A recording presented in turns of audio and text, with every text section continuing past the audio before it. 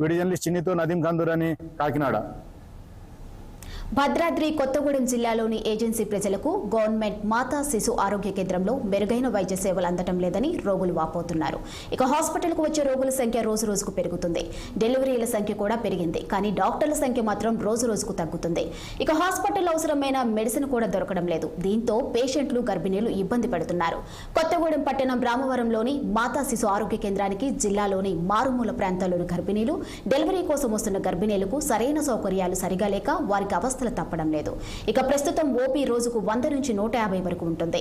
గతంలో 100 లోపే ఓపీ ఉండేది. గతంలో డెలివరీల సంఖ్య 10 లోపే ఉండగా ఇప్పుడు రోజుకు 15 నుంచి 20 వరకు డెలివరీలు అవుతున్నాయి. మాతా శిశు ఆరోగ్య కేంద్రంలో సీనియర్ గైనకాలజిస్టులు, డాక్టర్లు తగ్గుతున్నారు. గైనకాలజీ విభాగంలో 2 ప్రొఫెసర్లు ఉంటే అందులో ఒకరు అనారోగ్యం, ఇతర కారణాలతో రెగ్యులర్ గా రావడం లేదు. ఇక అసిస్టెంట్ ప్రొఫెసర్లు 4కి గాను 2 ఉన్నారు. డెలివరీల సంఖ్య పెంచడమే లక్ష్యంగా గత కలెక్టర్ పాల్వంచ గవర్నమెంట్ హాస్పిటల్లో ఉన్న సీనియర్ గైనకాలజిస్టు ఉన్న మాతా శిశు ఆరోగ్య కేంద్రానికి రప్పించారు. కానీ ఇప్పుడు ఆ గైనకాలజిస్టు కూడా తిరిగి పాల్వంచ వెళ్లిపోయారు. కొత్తగూడెం పట్టణంలోని రామవరంలో మనం చూసుకున్నట్టయితే ఈ జిల్లాలో ఉన్నటువంటి ఏకైక మాతా శిశు కేంద్రం ఆసుపత్రికి ఏదైతుందో ఆసుపత్రికి జబ్బు చేసే పరిస్థితి మనం చూస్తున్నాం. ఎందుకంటే అక్కడ రోజు 100 నుంచి 150 ఓపీ నడుస్తుంటది. అంటే 150 ఓపీ నడుస్తుంటే సుమారు 10 నుంచి 15 డెలివరీలు అవుతుంటాయి. కానీ సరిపడా వైద్యులు లేక రోగులు నానా ఇబ్బందులు పడుతున్నారు.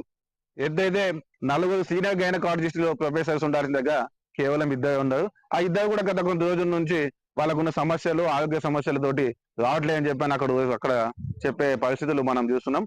అదే రకంగా 8 మంది అసిస్టెంట్ ప్రొఫెసర్స్ అంటే ఉండే దగ్గర 4 ఉన్నారు. వాళ్ళు కూడా గత ఇంకొక నెల అయితే వాళ్ళు కూడా ఇక్కడ వాళ్ళ కోర్స్ అయిపోయి ట్రాన్స్ఫర్ వెళ్ళిపోయే అవకాశం ఉందని కూడా చెప్తున్నారు. అంటే వ్యవస్థలు ఇటువంటి పరిస్థితులు ఉండి అక్కడ ఏదైతే డెలివరీ సమయంలో సిటీజీ అని చెప్పి టెస్ట్ చేసేది ఉంటది. ఆ టెస్ట్ చేసే దగ్గర పరికరాలు పని చేయకుండా, అంటే డెలివరీ సమయంలో పుట్టే బేబుకి హార్ట్ బీట్ కి సంబంధించినటువంటి పరీక్ష చేసేటటువంటిది సదుపాయం లేకపోవడం నిజంగా చాలా దౌర్భాగ్యకరమైన పరిస్థితి. డెలివరీ సమయంలో అత్యవసరంగా ఉపయోగపడే పెన్సిలిన్ ఇంజెక్షన్ కూడా అక్కడ లేదు. పెన్సిలిన్ ఇంజెక్షన్ బయటికి వెళ్ళి తెచ్చుకోవాలంటే సుమారు 500 రూపాయలు వెచ్చించి తీసుకునే పరిస్థితి ఉంది. పిల్లలు అంటే డెలివరీ అయిన వెంటనే పిల్లలకు కొన్ని సమస్యలు వస్తే అటువంటి వాటికి పీడియాట్రిక్ డాక్టర్ 24 గంటలు ఇటువంటి కేంద్రాలలో అందుబాటులో ఉండాలి.